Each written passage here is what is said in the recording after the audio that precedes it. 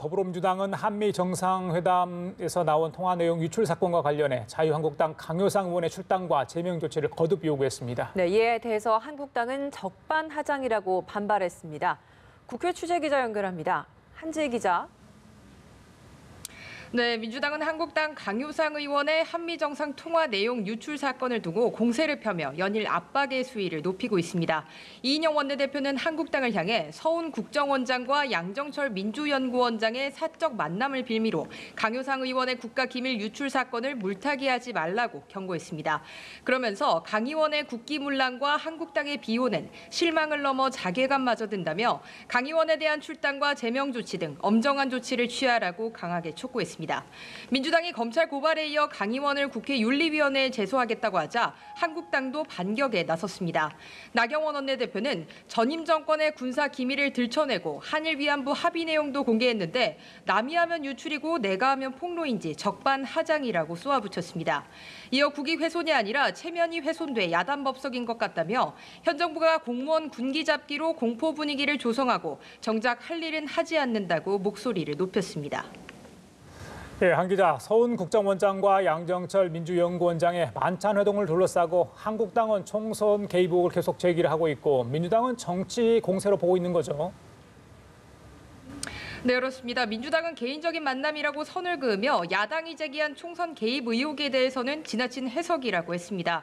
이인영 원내대표는 기자가 동석한 상황에서 선거와 관련된 이야기를 할 수 있었겠냐며 국회를 파탄내고 말로만 민생을 거론하는 건 전형적인 위선의 정치라고 한국당을 비판했습니다. 양정철 민주연구원장 역시 상식적으로 판단해달라고 말했습니다. 그러면서 기자가 있는 자리에서 총선 이야기가 오간다는 건 있을 수 없는 일이라며 동석한 언론인이 기사를 쓰지 않았겠냐고 반문했습니다. 한국당은 대대적인 총공세에 나섰습니다. 나경원 원내대표는 여당의 총선 전략을 수립하는 양 원장과 정보 수장인 서 원장의 회동에 대해 지하 선거 벙커와 같은 곳에서 여론을 움직이고 선거를 기획하고 있는 것 같다고 말했습니다. 이어 총선 선거 개입 시도로 정치 퇴보의 먹구름이 드리워졌다며 정치적 중립 의무를 위반한 국정원장은 당장 사퇴해야 한다고 맞섰습니다. 한국당은 오후에 의원총회를 열고 양정철 민주연구원장의 회동과 관련한 향후 대응 전략을 논의할 방침입니다. 네, 또 바른미래당은 내부 갈등이 혁신위원회 구성 문제로 옮겨간 것 같은데 오늘 새롭게 나온 이야기 있습니까?